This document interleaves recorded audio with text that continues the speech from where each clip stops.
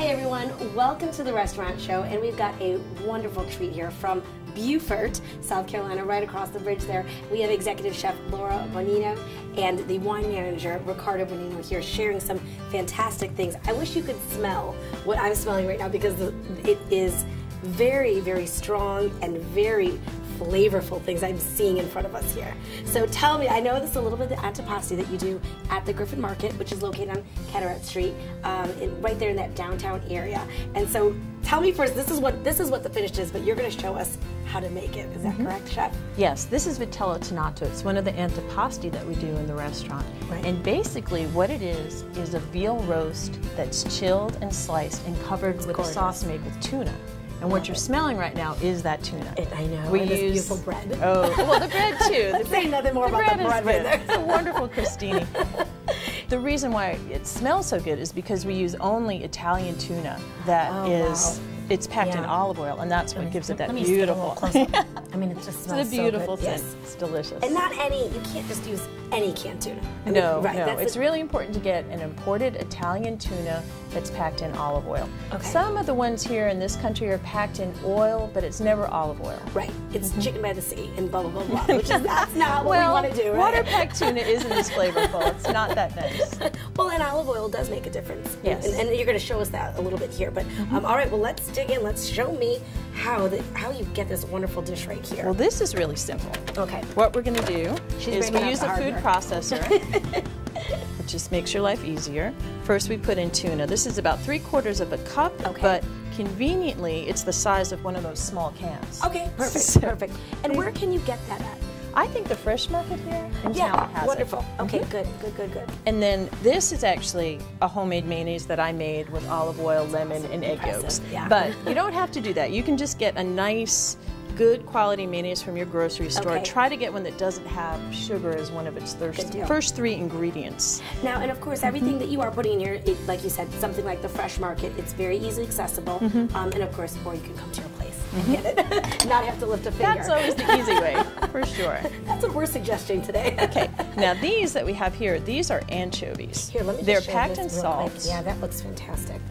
Delicious. And I bet the flavor in that is Oh, just these are good. burst The right fact through. that they were packed in salt makes them sweet, not fishy. Really? Very interesting. I love it. Now my kids would probably be like, "What are you making?" But it doesn't look like that when it comes to here. No, it's always better to feed it to them first without telling them what's in it. Exactly. I definitely learned that.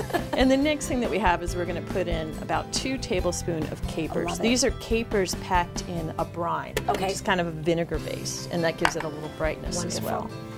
Then we have the juice of half a lemon. Okay. Easy. See, and so far everything's very simple. I'm guessing it's very, very simple to make this. And correct me, vitello tonato. Is that right? It's very simple to make. This is not a hard thing to make, but very simple and very fresh. Very simple, very fresh. And you know, I use a veal roast that I roast. You don't have to use a veal roast. Something that's very simple to do is a pork tenderloin, and even leftover pork tenderloin. Absolutely. You just chill it, slice it, put the sauce on it. One of Ricardo's favorites is to use turkey breast, which is great. That's really healthy. It's delicious. See, my kids would definitely dig that then. Okay. All right, then what's this next? Next, we add a little pinch of salt, just a little, because there's already some salt in the capers, and the tuna even has a little. And then a little bit of pepper. If you're Piedmontese, almost no pepper, but here we like a little bit more. We use very little spices. Very little spices. You're just really using the natural flavors of the food. Gotcha. Absolutely. And then we're just going to turn on this food processor and blend it until it's very smooth. I don't really like a lot of chunks in it. Gotcha. And it is very simple. I mean, that is that Piedmontese cookie, is that correct? That's just very simple flavors and it's very nice. How long would you really say this would take to make? I mean, we're doing it in a sped up version here, but... Well, no, it really, you know, by the time you opened your can of tuna, put all this stuff together, you're looking at 10 minutes maximum to have made it. You might want to give it, if you had that tuna, you know, in your pantry, you might want to give it 15 in the refrigerator to chill. Gotcha. So that you, because it is supposed to be a cold dish. Is that correct? It is a cold dish. Wonderful. And I know you're going to build one here, but this is the very pretty version. That's right. Although I'll be happy to eat both of them. So this is mine, right? And then that's your, okay. Well, we can talk about it. We can talk about it. We can talk about it. Oh, we're already I know, really. I love it. And then you just simply spoon the sauce over the meat. You don't have to spread it edge to edge, but you want a lot on there. You know, it's delicious, but also you're going to want to get bread or crostini and just keep. See, and I would be the person that would be taking that last piece of crostini and like making sure the whole plate is clean. I mean, is that a bad thing? Is that your job? That's my job. Again, we're dividing up the job here. I love it. And then just pour, you know, a little bit more brightness. Right. Put a little bit of capers over the top. And now with that lemon, I love lemon. I love citrus. So would you? I mean, you could squeeze in a little bit of lemon over there. You could if you wanted to, but there's really probably enough in this amount with the half a lemon that I put in there. You don't want it to be sour then. Right. Gotcha. You don't want too much sharpness on it. And then we just put a little crostini that we made. This was bread that we toasted. I was gonna say, just for people who don't know how to make the crostini, and you know, and by the way, all this recipe is going to be on your website, which is Griffin Market, and all of our recipes that we'll be talking about next few weeks will be on there. So even if you can't make it, there are easy ways that you can access these wonderful dishes that we're going to be putting together. But otherwise, definitely go to Beaufort, because you're not that far from the downtown walking area. Oh no, right? we're right downtown. It's right there. 3 blocks from Bay Street itself. I love it. And can you get this to go and go that way?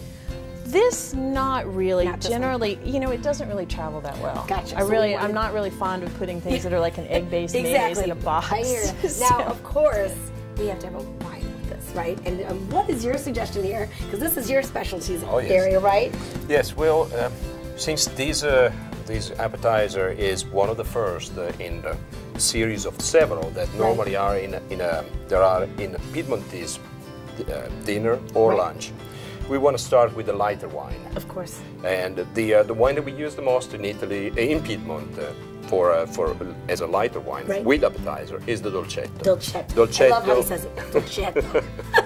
It's one of the. I'm in. I like to listen to him count. Yeah. Is it good? Well, let's pour us a glass and we'll do a little toast and really cheers to this fantastic meal that we've had here. It's gorgeous. Thank you so much, and I really appreciate you sharing these wonderful recipes with us. And I look forward to it, and more wine from you too, Carl. Absolutely. I'm not gonna stay. There we go. I'm not gonna stay dry. Absolutely. Salute. And we'll see you guys next time. Stay tuned.